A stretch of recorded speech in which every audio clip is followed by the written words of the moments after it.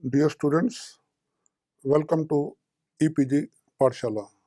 My name is Dr. M. Pistija, retired recently as professor from the Department of Library and Information Science, Guru Nanak Dev University, Amritsar. Today, we are going to speak about library classifications, their processes, techniques, uses, and limitations. As in the first video, I told you that classifications are used in every sector and in every sort of organizations, and libraries are no exception. In fact, classifications are mostly recognized with libraries, you being student of library science. But in libraries, we use not simply classification, but what should be known as library classification, book classification, or document classification. Library classification is most important and very core activity of librarians, as libraries cannot exist without classifying or grouping or arranging books for easy location at the time of need. The classification is even included in the definition of a library itself. It means a library without classification is simply a dump of books, not a library, not a service library, because it won't be able to serve its reader promptly and will not be able to organize its knowledge for information retrieval in the later, uh, even in the uh, late times. Classification is so important for libraries and librarianship that one renowned classificationist and educationist, Bernard Palmer, said that classification is the foundation study of librarianship, that it is a core study of librarianship and it should be studied by all the students. It means that classification is not simply for arranging documents, but classification has many roles in managing libraries. It is a tool for library management, it is a tool for library services. In fact, the modern librarianship started with the invention of modern systems of classification, uh, that is DDC, in the 1876. And so is the year of the start of the modern librarianship in history of the library science all over the world. In this module, we are going to study the different classification systems which are being used in libraries and what sort of problems they have and what scope it has. Library classification is not all problem solving, but it has got its own problem that we will study also in this module. Since antiquity, libraries are established to acquire, organize, house, preserve, and make available to users books and other documentary heritage of mankind. After selective acquisition, the documents have to be organized for retrieval whenever required. Classification is a tool of organization. Books and other information sources such as AVs, CDs, multimedia, and e-information sources have to be classified and arranged like other physical objects. Since antiquity, librarians have classified books to form convenient groupings for relocation at the needed time. Every item in the library has to be organized for location and retrieval at the time of need. An unarranged collection is just like heap of books, not a library of by definition. To find a book from such a library will be like locating needles from a huge heap of grass. Hence, a library is always organized. Otherwise, it will not be a library, simply a dump of books. Classification of documents and other reading materials is indispensable for any library. Various standard and local methods for arranging library materials, ranging from clay tablets, papyrus rolls, monographs, and other print documents, have been used from time to time by librarians to organize their collections for better use by the users. Their classifications have varied from homemade to ad hoc systems to somewhat adopted from some universal knowledge classification systems. Earlier, classifications in libraries were on various methods, but today classifications in modern libraries are arranged according to subjects group, and that is, you call it knowledge classification. Since the late 19th century, libraries have developed many standard classification systems pioneered by Dewey Decimal Classification in 1876, invented by Melville Dewey. Before Melville Dewey, books were arranged by a method which is known as fixed location system. The call number then indicated the shelf ground on which the book was stacked. For example, call number, say 2.4.6.25, meant that it was a 25th book on the 6th shelf of 4th Almirah in the second room of the library. Thus, a book could be located even by a blind person, even in a dark room. Its another advantage was saving of shelf space, as such systems acquire vacant place only at the end of the shelf or almirah. Present-day systems called relative location systems require space for intercalation of new books at every point on the shelves. So on every shelf, some space has to be left vacant for inculcation or insertion of new books to keep the relative location of books ongoing. In fixed location, maintenance of subject grouping was difficult. This was one problem to invent the new systems. Fixed and relative location systems. New books could be accommodated at the end of the shelf, whatever the books had to be shifted to another place. Their call number had also to be changed. That involved a lot of labor and a wastage of time and money. Melville Dewey invented a relative classification system to solve this problem. His question was how to give permanent call number to books in a library, because he was always against wastage of time and money. He wanted that a system should be invented in which a number given to a book should remain permanent forever. That led to what is known as the relative classification system or the modern classification systems. Dewey's invention was a social need and product of its time. In the then emerging industrial society and burgeoning democracy of the late 19th century, there was an attitudinal shift in the values of education and libraries. Importance of literacy was recognized for aware and responsible citizen in a democratic society. Access to education was democratized and opened to all. That's known as education for all, became the objective of all the welfare states.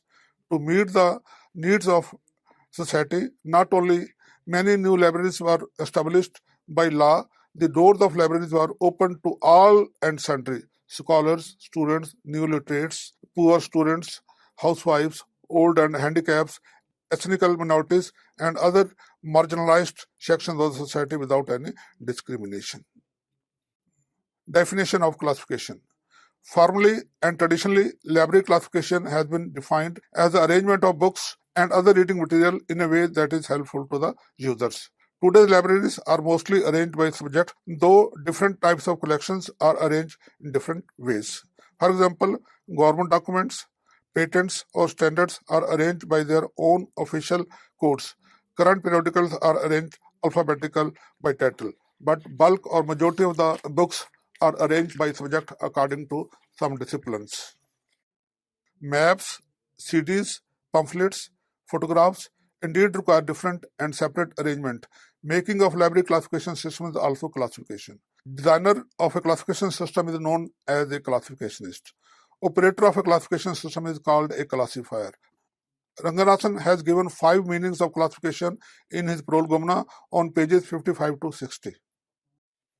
Importance of library classification. Classification is vital to library services. In fact, systematic classification is implied in definition of a service library. It supports all library services. Classification is to library as skeleton is to human body, on which all the body organs rest. Classification of a library collection is its content map. In a library, classification serves all the functions, namely a tool of management, brings aesthetics and knowledge creation. It also helps in collection development. Before Melville Dewey, classifications were applied in libraries and they were all homemade.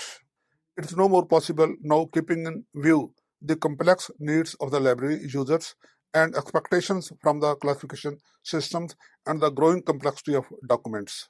Moreover, making a workable classification is a daunting task both in terms of intellectual labor and skills and high financial cost. It's no more the necessity even in a view of the easily availability of many standard and universal classification systems since the publication of the DDC in 1876. And it may be emphasized that many times many libraries try to make homemade classifications, locally invented classification, but ultimately they do not work and they have to shift to a standard classification like the colon classification or Dewey Decimal classification or the Library of Congress classification, and they have classified all the documents, wasting a lot of time and money. So it is better advised that in the beginning they should choose a standard classification, a universal classification that may be more helpful and the readers will understand them better. Types of library classification systems. Classifications can be typed or classified themselves into various ways. Library classification may be general, that is covering the entire gamut of human knowledge. That is universal, covering all the subjects in all the languages and in all over the world. Such systems are suited to cater to the needs of general libraries, both big and small, from national library to the village library, where they have all sort of books. Academic libraries also use such systems, that is general systems.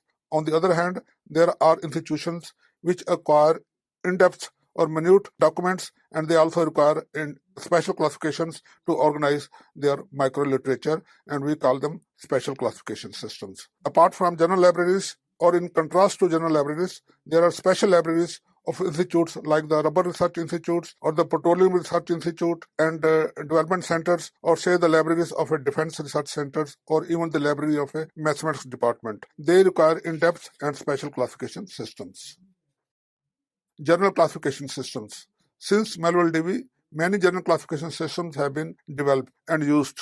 The DDC has proved to be the mother of all modern classification systems. Some of the universally known general classification systems are Dewey Decimal Classification, invented by Melville Dewey in 1876, which is now in 23rd edition, published in 2011. Expansive Classification by C.A. Cutter, published in 1893. UDC, that is Universal Decimal Classification System, which was published in 1896 and now it is in various editions. Library of Congress Classification System, developed in the beginning of the 20th century by the Library of Congress Classification itself. Then there is another subject classification authored by J.D. Brown, and it was the first classification published in UK. Colon classification, S.R. Ranganathan's classification, published in 1933, and it is now in 7th edition, which was published in 1987, but it has not been revised since then. Bibliographic classification by H.E. Bliss. Its first edition was published in 1943, and its second edition is being revised, and it is considered as one of the modern classification systems, but it is not still complete. And lastly, there is a classification known as Ryder's International Classification by Ferment A. Ryder, which was published in the year 1961. But this classification is not popular and it is gathering dust because this classification was very broad and it's not being in any library anymore. Classification systems of special nature. A classification for specific and restricted area of knowledge, for example, economics or even banking, occupational safety, diamond technology, women studies, Indology, Nepology, China studies, is also known as a special classification. And these classifications are narrow in area, but they are quite depth to classify micro-literature, just like journal articles, reports, and so on. Some of the examples for special classification systems are UNICLASS, that is Unified Classification System for Construction and Industry, published in London in 1997. London Education Classification, University of London, it is only meant for pedagogy or education subjects. London Classification of Business Studies, published by London Business School in 2000. It is a classification for management and business studies. Then Thesaurus of Psychological Index Terms, published by Washington American Psychological Association. And this is classification meant for psychology and related subjects. Special classification inevitably are depth classification used for classifying and indexing micro-literature in the form of journal articles, research reports, theses, standards, patents. These are eminently useful for information retrieval in special libraries and information centers. Ranganathan calls them depth classifications, but they are also known as special classification systems. Only characteristics Our use is that they are necessary for information retrieval than for arranging documents on the shelves. Special classification systems do not exist alone. They have to live with some other system for related subjects. For example, in case of management, students of management have not only to study management, they have also to study, uh, for example, sociology, psychology, mathematics, law. So, for these subjects, a special classification on management will have to rely upon some general classification, or will have to devise their own system for classifying such subjects. So, special classifications are not alone, but they have to be worked in tandem with a general or more specialized classification system. On the other hand, a special classification may be a mere extension of a certain class of a general classification system. For example, in India, many local made detailed extensions exist of DDC class number like 954 Indian history, 294 Indic religions, 181.4 Indian philosophy to adequately classify such subjects in Indian libraries, because we require very special and extended classification for such subjects, whereas the DDC doesn't provide the specialized or minute extensions of these subjects. So whenever we extend these subjects, they also become some sort of special classification systems. Special classifications are not simply of subjects. They can be special according to the form of the documents. Special forms of documents such as official reports, patents, standards, maps, CDs, videos are arranged by different methods. They also make some special classifications. Some official documents such as reports, patents, standards bear some, or even government documents bear special code numbers. These are arranged by official numbers, not by subjects. That also make a special classification. Pamphlets are usually arranged by title. Periodicals are also arranged by title. Popular fiction is mostly arranged alphabetically by author. There is also what is called user-oriented system or user interest classification. There are even local and ad hoc arrangements to place together all books at one place likely to be required by a single group of users, say housewives or students of a simple class. So all these are some sort of special classification systems by form. Late Jack Mills, an eminent classification from UK, has listed following sections of the library or form of documents which may require a different or special type of classification arrangement in libraries. These are age and grade of the library user, government documents, patents, standards, reports, data tables, current and reserve stock, size of the documents, media of the document, that is films, cassettes, CDs, web documents, etc. Fiction, documents for abnormal readers such as the visually and physically challenged. Value of documents like manuscripts, rare material, special editions, extra form of presentation like bound periodicals, etc. Date of printing, incunabulas, old books, rare books, invaluable books, they all need a special kind of classification, and we will require special grouping, and we have to devise some special methods to arrange such things in the library to mark different sections. And these may also be called some sort of special classifications. Uses of classification in a library. As already said, classification is a practical tool. It has got many uses in every sphere of life. In library, the classification has got many uses, which can be outlined broadly as follows. Classification brings together books on the same subject. Thus, a patron or client get all the books at one place, which is much more convenient to the users. It saves the time of the users. It helps to replace the books at their correct places or proper places when the books are returned to the stacks after their home or inside use. It means that the arrangement can be maintained by classification before and after use of classification, and this maintenance is forever. It shows hierarchical and associative relations which are essential for retrieval of specific and related subjects available in a library. It's some sort of a cognitive use, we can say it. It shows a relation between subjects. So classification is not simply a tool for arrangement of books, it also shows relation between two subjects, that it is a map of knowledge, and also shows the relation of one subject with the other. Continuing with the uses of classification, and one better use of classification is that it facilitates browsing by the scholars.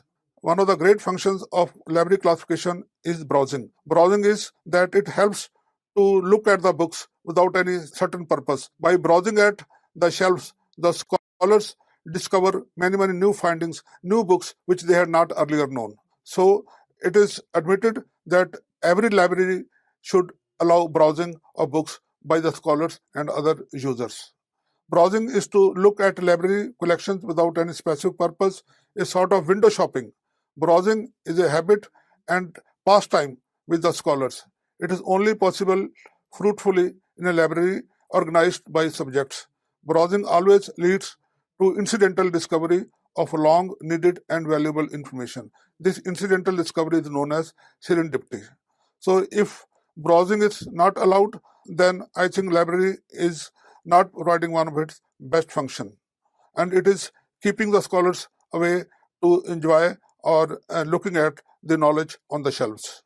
General to specific order of arrangement with some notational maneuvering has been turned into pedagogical order in a scheme like the colon classification. Ranganand calls it a pupa pattern on the shelves. It is quite helpful for the self-learners. The systematic arrangement of books in open access libraries is helpful in self-learning. That is, a pupa pattern arranges books from general to specific, or the way the knowledge grows. So even a child can learn from the pupa pattern, that is going from simple to complex subjects. So it is a function which is provided only by the colon classification, and it has been achieved by the use of what is known as different types of common isolates. Functions of classification in a library. It has been claimed that a library classification has three functions, namely cognitive, information retrieval, and shelf arrangement. Cognitive function is to represent the structure of knowledge and interrelation of subjects. This is to draw a map of knowledge. Classification is a map of knowledge indeed. It easily reveals intrasubject and intersubject relations. Many library classifications, for example, Ranganathan's colon classification, Bliss' bibliographic classification, and BSO, that is broad subject ordering, have emphasized this function. Many bibliographies, catalogs, etc. are systematically classified for better use. UDC was designed to arrange entries in a universal bibliography. This is a bibliographic function which helps in information retrieval. This is to arrange and retrieve micro-subjects and documents. Being cognitive map of knowledge, classification is at the root of all indexing systems such as Thesauri, subject heading lists, taxonomies, and anthologies. Thesauro Facet, an efficient tool in knowledge organization and retrieval, is based on facet classification methods. More of this you will discuss in a module 16. Third, of course, is the shelf arrangement, for which schemes like DDC were originally designed. Now all the library classification perform this function very well. But a library classification goes beyond shelf arrangement. It has been found useful in reference service for facet analysis of users' questions in reference interviews. It is useful for arrangement of circulation record in the library. It helps in building a balanced collection of documents in library by revealing gaps and redundancy of collection. It means it is a editor for the collection. If a collection is lopsided, or it has more collection in one area and less collection in other, so classification will show the gaps, and which can be filled by the librarians. It helps in editing and weeding the collection to keep the fit and service. So classification is also good to weed out the unnecessary books. It is a location tool. Without classification, the library catalog will not be able to function properly. It is used for preparing shelf list. It has been rightly said rather, that classification and cataloging are synthesis of one another. Classification is the basis of all information retrieval systems and methods, both in manual and electronic systems. There can be no retrieval of subjects or concept without proper classification. This has been admitted by the various classification groups. The CRG, that is Classification Research Group, London, has made it a manifesto that all basis of indexing and retrieval is classification.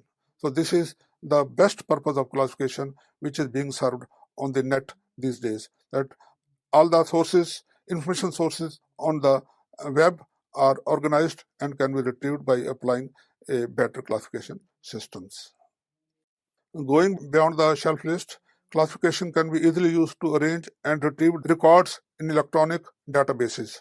Online public access catalog, that is OPACs, function far better when class numbers are provided as another access point. Earlier it was thought that OPACs do not need class numbers, but now the research has revealed that if we add class numbers, or if we want to access the documents through OPACs by class numbers, they can give us a better results, and the results are relevant and more accurate.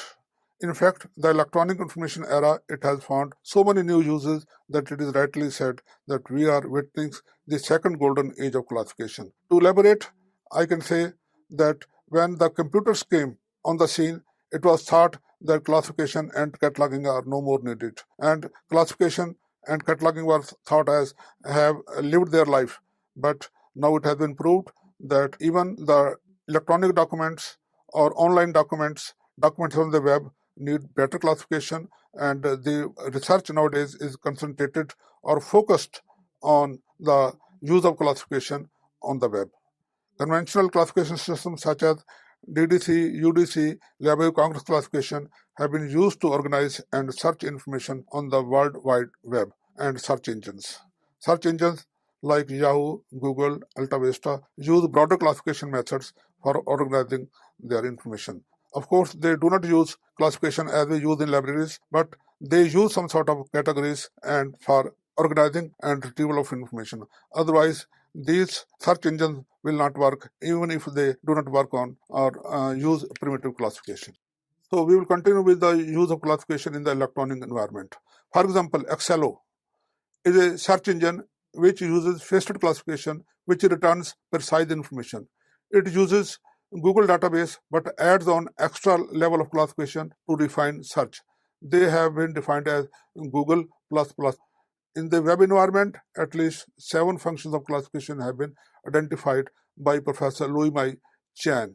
These are location, browsing, hierarchical searching, retrieval, identification, subgrouping, that is partitioning, and profiling. It has aptly been said that classification is mathematics of librarianship. Classification is indispensable. That's right, because libraries cannot work without classification. There are many day-to-day routine uses of classification in a library, so much so that it will be impossible for a library to function properly and achieve its objectives without a sound classification. Better the classification, better the library services.